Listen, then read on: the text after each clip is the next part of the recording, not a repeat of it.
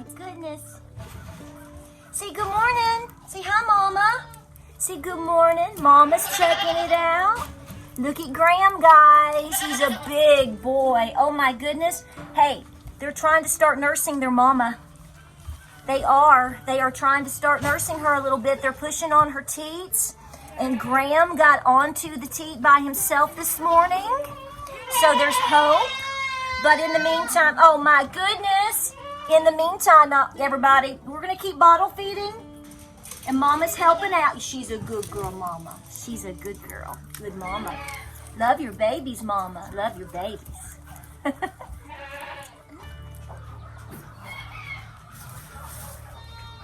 Let's sip. Let's sip.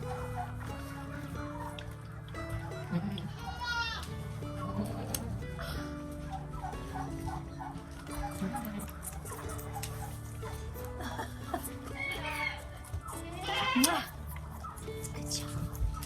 Good job.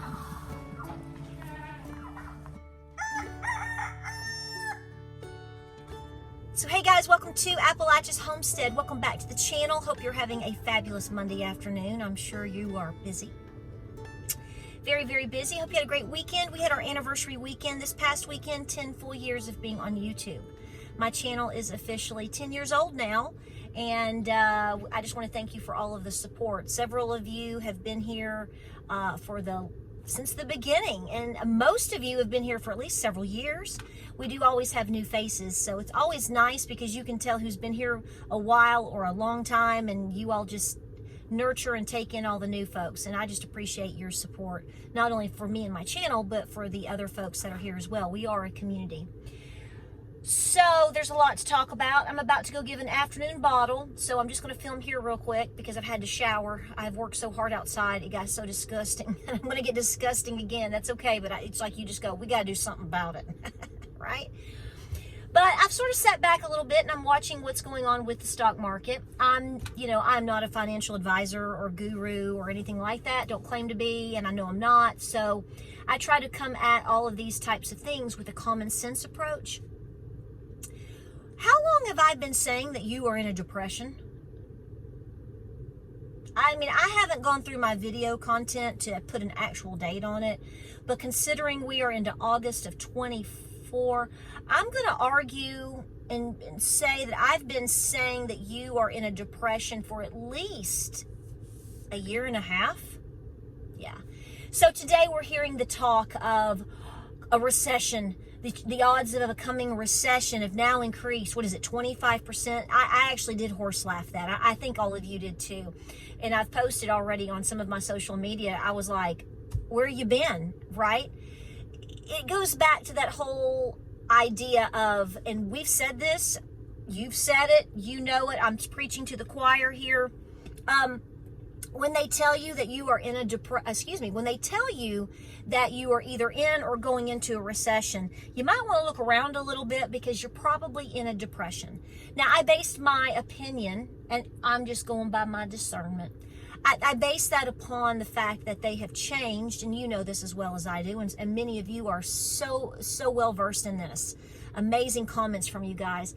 You know, they changed the way they do they figure the numbers. You know, funny math. It's kind of like Common Core math, you know, like when you're in the public school system. Yeah, it works real well.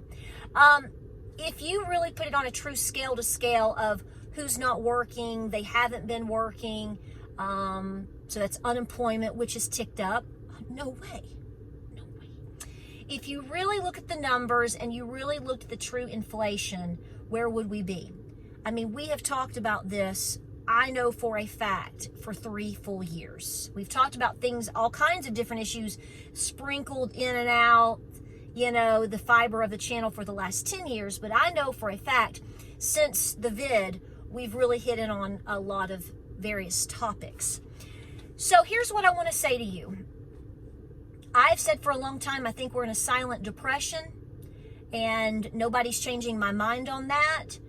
It is a matter of who, what, when, where, how, and why they pull the plug on us. And that is a concern of mine. Again, I will say to you again that my biggest fear is it's almost like if certain individuals don't get exactly what they want from us, then they pull the plug. Okay. I honestly think that is literally how vulnerable the economy is.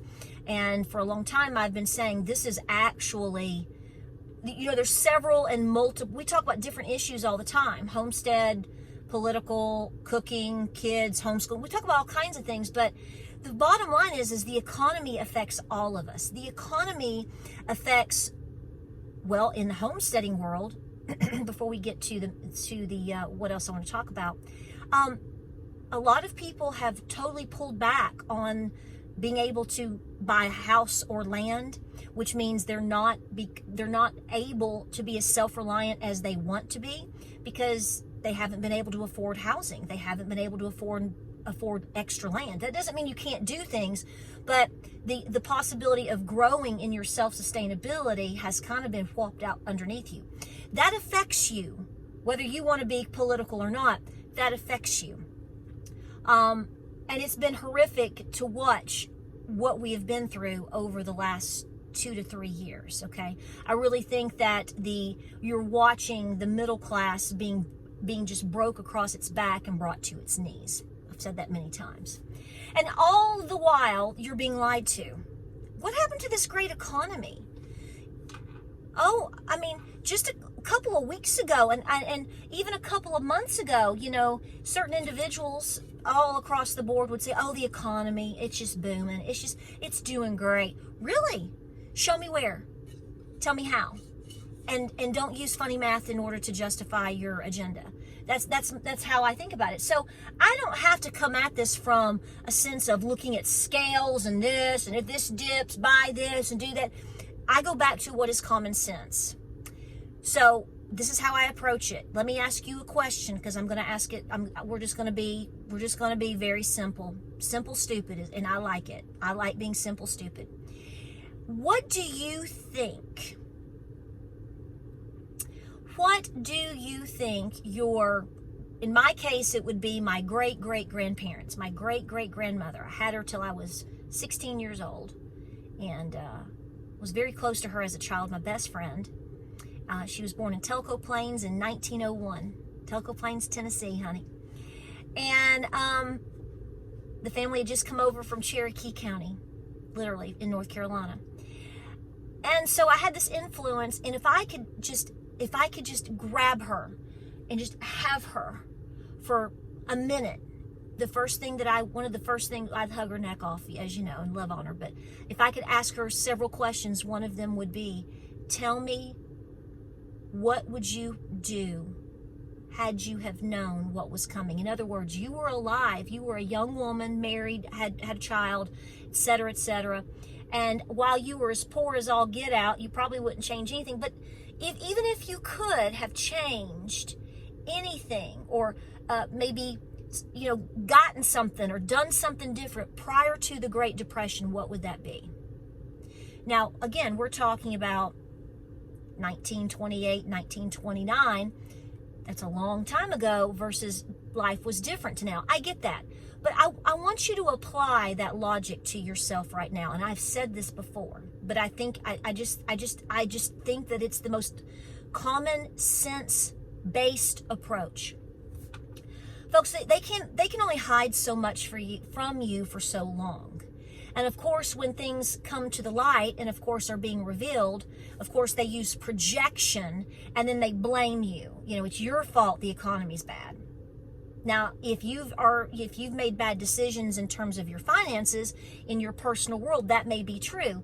But am I personally at fault for what we're seeing going on with the economy? In most cases, no. People are going along with what they can and what they should do. They go to work, they're trying to raise their kids, they're trying to afford basic groceries, they're trying to just be a healthy and happy, decent life.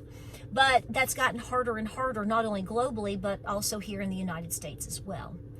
So I want to ask you, and I can absolutely pop off a ginormous list of things, but in your scenario, even if you have been preparing, if you could have 5 minutes to to think out, what do you think in my case, it would be my great-great-grandparents. My great-grandmother was a teenager, so see, she was young, but she might even have had some really good advice.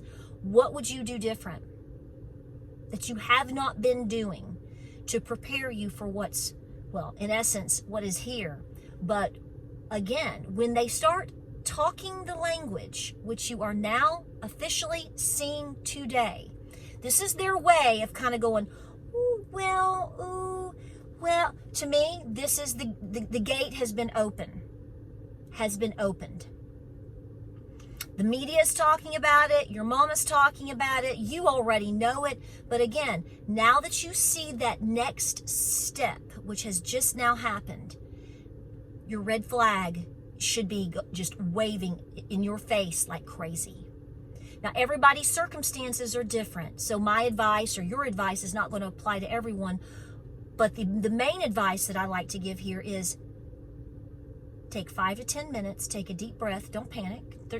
There's no sense in panicking, okay? Because that's just going to slow you down and paralyze you in all the things that you need to accomplish, okay? I don't know about you, but here's what's so funny. Last week, if you were watching, I said you better make August your busiest month ever. And I said you don't have 100 days. That's not me pushing back on the idea of, things are going to happen right at the election. I have a different approach on this. I think things are going to happen prior to the election, which is why I said you don't have 100 days.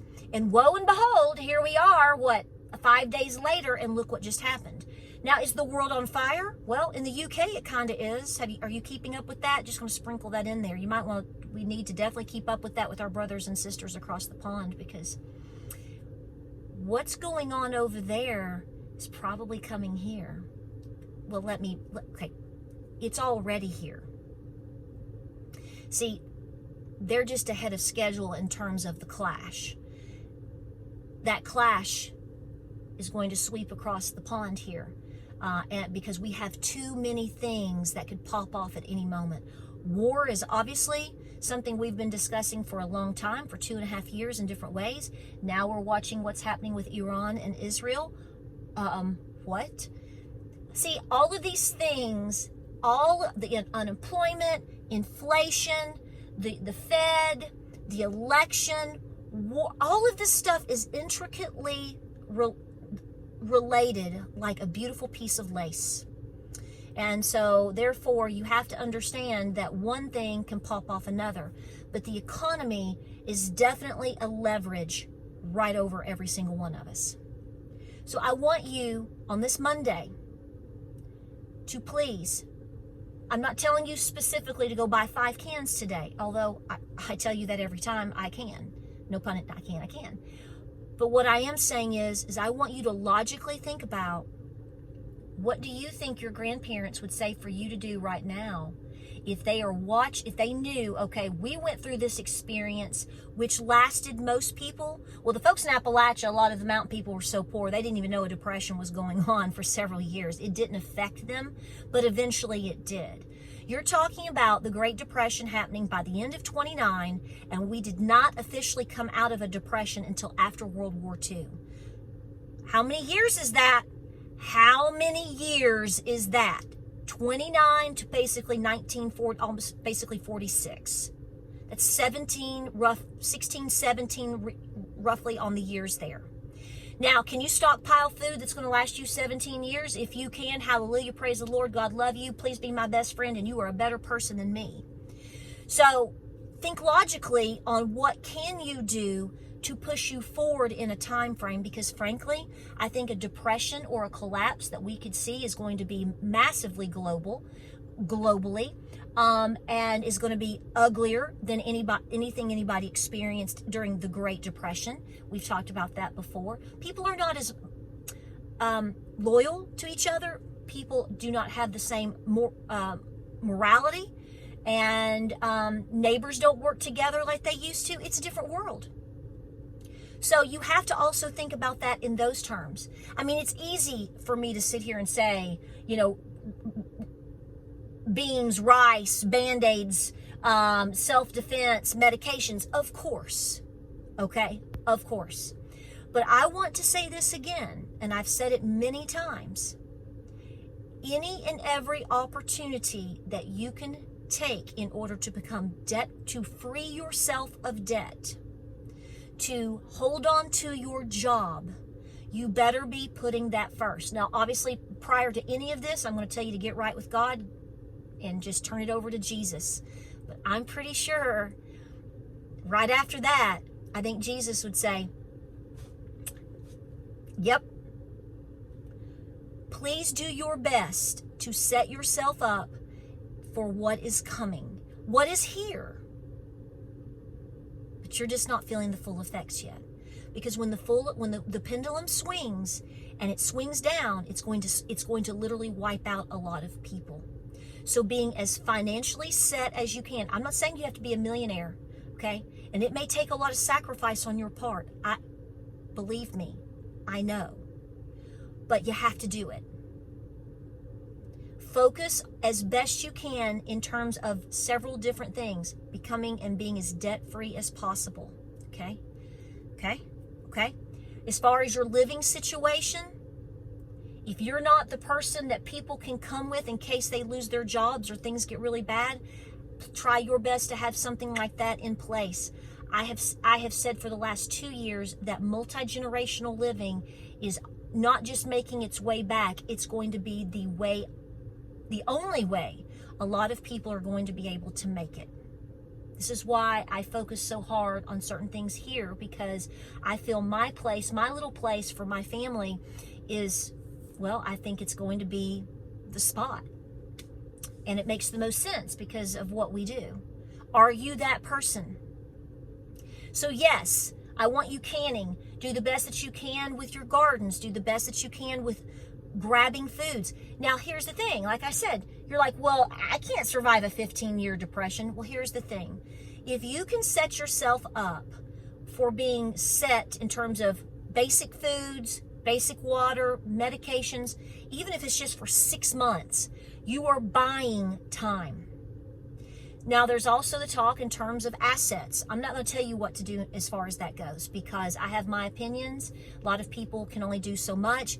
I will tell you, I don't think silver is a bad shake. I don't think silver is a bad shake for you. And it's still fairly affordable for most people. You may only be able to buy 1 or 2 pieces a month. It's better than nothing. Let it add up. Ask the people that watched my video over 2 years ago and I challenged you. It's over 2 years ago. I said, just start buying 5 cans of foods. Put them on the shelf. Put 5 cans a week. How many cans do those people have now? And you know, of course, you can still, at this point, eat them. You can freeze dry them. My backup is if it gets to the point where I'm not comfortable necessarily eating it, it's kind of, no. Depending on the situation, I've got chickens that can eat it. So see, or you might have pigs that can eat it. This all relates. I don't want to get on a tangent here. Sit yourself down, take a deep breath, say a prayer, and think about, well, ask the Lord what he wants you to do, of course. But also in that, I like to go, what would Granny tell me to do? And I think she would tell me to be as dedicated as I could to get my house in order and to be as debt-free as possible, to try to have a nest egg of some sort, several months, as far as you can go, sweetheart. Okay? And all along the way, along the while, be picking up and shopping in the best places that you can afford to stockpile foods away. There's endless videos everywhere on couponing and different things like that. Although I don't see the coupons that we used to see, say 10, 12 years ago, but there are still things you can do out there, okay? Think of all the things, because they just told you today it's coming. You've known it's coming. You know it's here. But officially, they've started the conversation of recession. And remember what we've said. We've said it already here too. When they finally admit to you that you are at this point, you are going to be, the reality is that you are so much worse off, most likely. than they've ever been able to admit to you. And they can't, because it's a political year. What happens when this election is over? Regardless of how it goes, where will we be with the economy in 6 months? And will you be able to handle it? That's up to you. A lot of this is up to you. I hope this video finds you well. I know that it is an incredibly stressful conversation. This is why I've been talking about it for, like I said, the last 2 to 3 years strongly, because we knew this was coming at some point. It's going to continue to come like a freight train. Exactly when, I don't know. I hope that it holds off as long as possible. As long as you are willing to accept what you need to accept today. The more time we have, the crash might be harder, but in your personal world, it might give you more time to be more prepared. Don't waste a minute. Please don't waste a minute. Every day makes something count. I'm praying for you. I'm praying for this great country, our beautiful nation. And guys, they're not hiding anything from you anymore. They're just not. They project. They try to tell you you're stupid and you're weird and, you know, you're all of these things and all the name calling all across the board, because all they want to talk about is women's rights. They're not really answering any other questions because they can't. And they don't care. They don't care. It's about power and control. And unfortunately, we have individuals that are falling right in line with that whole charade. Women's rights. They can't find a job. They can't pay off debt. They're begging for food. They can't feed their kids. But boy, they're happy they've got their women's rights. I never knew I didn't have any, but that's what's going on. Distraction, distraction, distraction. I'm going to sprinkle a little bit of truth, but then I'm going to distract you. And oh, by the way, it's your fault. It's your fault. That's the game. That's the devil's game. Like, subscribe, and share. Stay positive. I know it gets harder every single day. Take a deep breath. Say a prayer. This community has each other. We're going to continue to talk it out, but you have to be busy at home. Busier than ever. Every day when your feet hit the floor, you have to be busier than ever. Got to go feed these babies. Got to cook dinner. And we're just going to keep moving, going through things, organizing things. It never stops. This lifestyle never stops. This is a lifestyle. And we want you safe. And we appreciate you. Thank you for being here. And thank you for the years and years and years of support. I love you. Stay cool. Pray, prep, be peaceful. You know what's going on. You know what's coming. Some things we can't predict. But I know what you are feeling in your bones. Now do something about it. I'll see you on the next